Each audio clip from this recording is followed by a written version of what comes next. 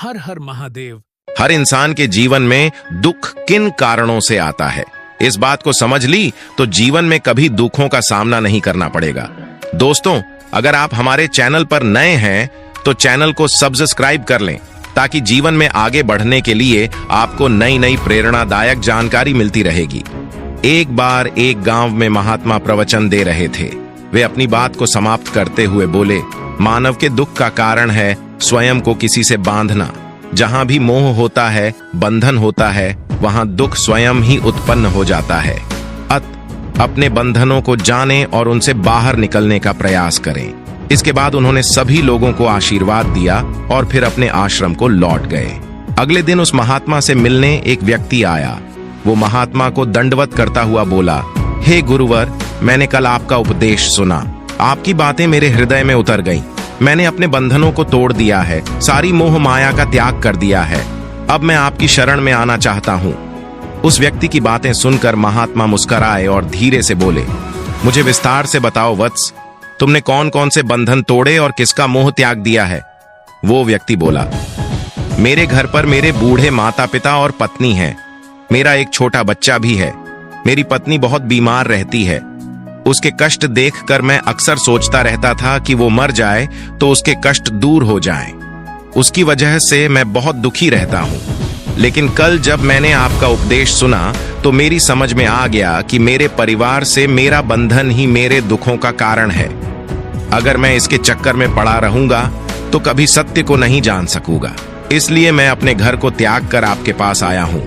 महात्मा ने पूछा, क्या तुम सचमुच सभी बंधनों से मुक्त हो गए हो? देख लो, कहीं कोई बंधन तुम्हारे पीछे रह तो नहीं गया? वो व्यक्ति बोला, नहीं गुरुवर, मैं अपने जीवन की सारी चीजों को पीछे छोड़ आया हूँ और अब आगे बढ़ना चाहता हूँ। महात्मा ने कहा, अगर ऐसी बात है तो फिर ठीक है। आज तुम यहीं आश्रम में रुको। कल मैं तुम्हें बताऊंगा कि तुम्हें क्या करना है। महात्मा ने अपने एक शिष्य की ओर इशारा किया। शिष्य ने उस व्यक्ति को आश्रम के अतिथि कक्ष में पहुंचा दिया। वो व्यक्ति उत्सुकता पूर्वक आश्रम की गतिविधियां देखता रहा। उन्हें देखकर वो बहुत प्रसन्न हुआ और अपने सौभाग्य पर इतराता रहा। अगले दिन महात्मा ने उस व्यक्ति को एक कार्य सौंपते हुए कहा, तुम्हें पूर्व की दिशा में जाना है। वहां पर तुम्हें एक गांव मिलेगा। गांव के बाहर ही एक साधिका का घर है। वो तुम्हें कोई वस्तु देगी। उसे लेकर तुम्हें वापस मेरे पास आना है। वो व्यक्ति पूर्व दिशा की ओर चल पड़ा। गर्मी का मौसम था। कुछ ही देर में वो पसीने से तरबतर हो गया। उसे प्यास भी सताने लगी। वो सोचने लगा कि अगर इस समय मैं अपने घर पर होता तो इस तरह गर्मी में पसीना नहीं बहाना पड़ता। कुछ दूर और चलने पर उसे भूख भी सताने लगी, पर वहां एक सुनसान और बंजर रास्ता था। आसपास न तो कोई पेड़ था और न ही पोखर तालाब। वो पुण्य सोचने लगा कि अगर मैं इस समय अपने घर पर होता तो अपनी पत्नी के हाथ का बना स्वादिष्ट भोजन कर रहा होता। पता नहीं क्यों महात्मा ने मुझे इतनी गर्मी में इतनी दूर भेज दिया। काफी देर तक चलने के बाद वो व्यक्ति गांव में जा पहुंचा। गांव के बाहर ही एक घर बना हुआ था। उसने दरवाजे के पास पहुंचकर उसे धीरे से खटखटाया। दरवाजे को साधिका ने खोला। उसके चेहरे पर एक अद्भुत तेज था। वो व्यक्ति उसे देखकर मंत्रमुग्ध हो गया। साधिका ने उसे अभिवादन करते हुए कहा, मैं जानती हूं कि आपको महात्मा ने भेजा है। आप अंदर आ जाएं। वो व्यक्ति घर के अंदर चला गया। साधिका के कहने पर उसने पानी से हाथ मुंह धोया और एक चटाई पर बैठ गया। साधिका ने उसके सामने भोजन की थाली रख दी। वो जल्दी जल्दी भोजन करने लगा। अचानक उस व्यक्ति की नजर साधिका के पैरों पर पड़ी। उसके पैर बहुत सुंदर थे। वो उन्हें देखता ही रह गया। तभी साधिका ने उसका ध्यान भंग किया। वो बोली, जिस व्यक्ति को महात्मा के चरणों में स्थान मिल जाता है फिर उसे किसी अन्य के चरणों की आवश्यकता नहीं पड़ती। साधिका की बात सुनकर वो व्यक्ति लज्जित हो गया और नजरें नीची करके चुपचाप भोजन करने लगा।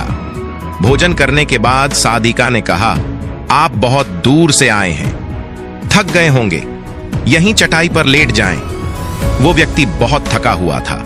वो चटाई पर लेट गया और अपनी आंखें बंद कर लीं। साधिका उसे पंखा करने लगी, पर लेटने के बाद भी उस व्यक्ति को चैन नहीं आई।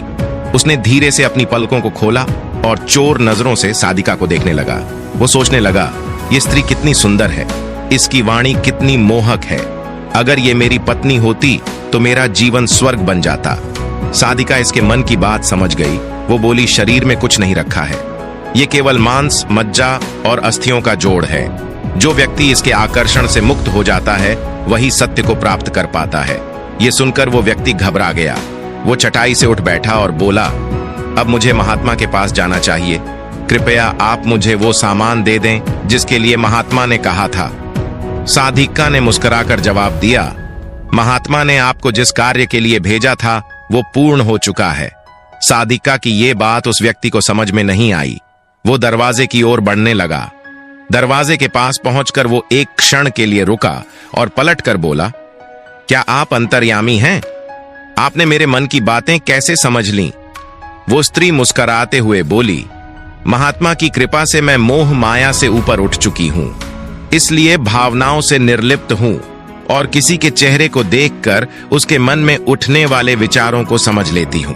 उसकी बातें सुनकर वो व्यक्ति एक बार पुनः लज्जित हुआ और सोचने लगा कि जिस स्त्री ने सच्चे मन से मेरा सत्कार किया, मैं उसके बारे में क्या क्या सोचता रहा। उसके बाद वो महात्मा के आश्रम की ओर लौट पड़ा।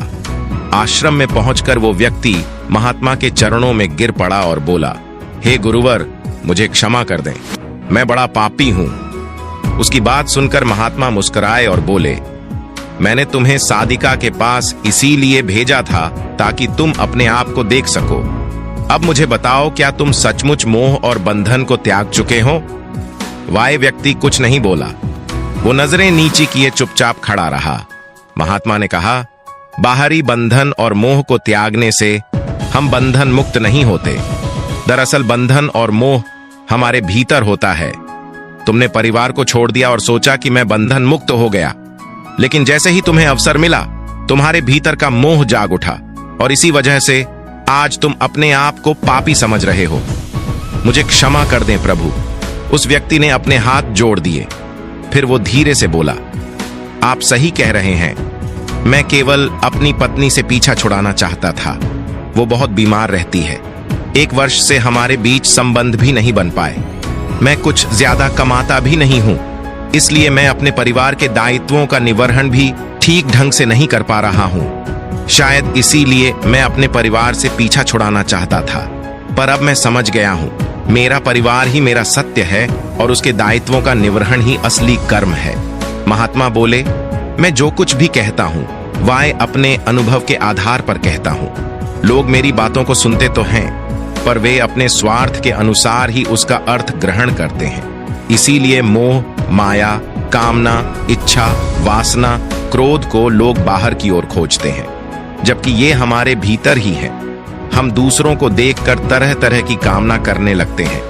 कामना से इच्छा जन्म लेती है, इच्छा से वासना पैदा होती है और वासना की पूर्ति न होने पर क्रोध उत्पन्न होता है।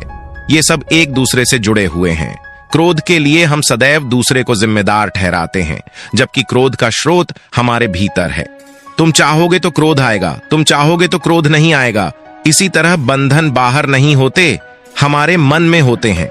हम मन से ही किसी से बंध जाते हैं और मन के कारण ही हम दुख पाते हैं। लेकिन जो व्यक्ति इन बातों की गहराई तक पहुंच जाता है, वो दुखों से हमेशा हमेशा के लिए मुक्त हो जाता है। दोस्तों, ये कहानी आपको कैसी लगी कमेंट बॉक्स में जरूर बताएं। दोस्तों, लाइक एंड सब्सक्राइब करके जाना और पूरी कहानी सुनने के लिए धन्यवाद।